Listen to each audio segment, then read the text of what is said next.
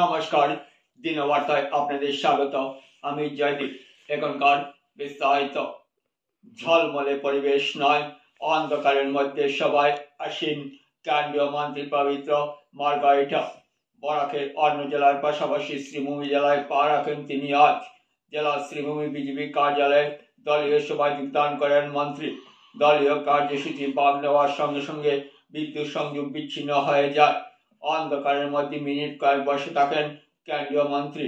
পাশাপাশি দলীয় কার্যকর্তারাও mobile flash light ও মোমবাতি প্রজ্বলিতের মধ্যে কেন্দ্রীয় মন্ত্রী বসে থাকেন চুপ হয়ে।